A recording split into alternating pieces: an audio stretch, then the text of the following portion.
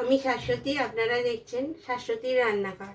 আজকে আমি বানাবো কাঁচকলার কচুরি। আমি আটা নিয়েছি, বেসন নিয়েছি, নিয়ে এতে আমি ধনে ঢালছি,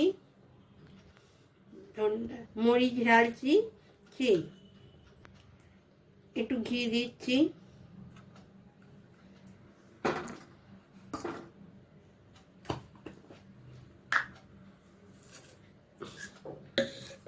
জোয়ান হাতের রগড়ে দিচ্ছি।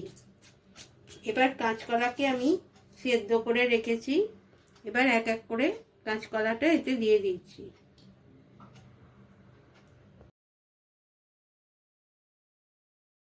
এটা মাখা হয়ে গেছে, আমি এবার 10 মিনিটের জন্য এটাকে রেস্টে দিচ্ছি।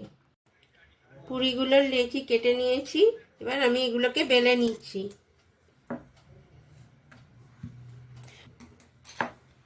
করতে দিয়েছি, এবার এক এক করে পুরিগুলো আমি ছেড়ে দিচ্ছি।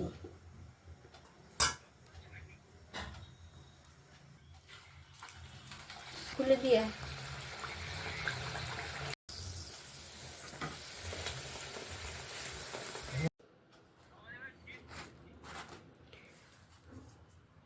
আমার কাঁচকলার কচুরি তৈরি।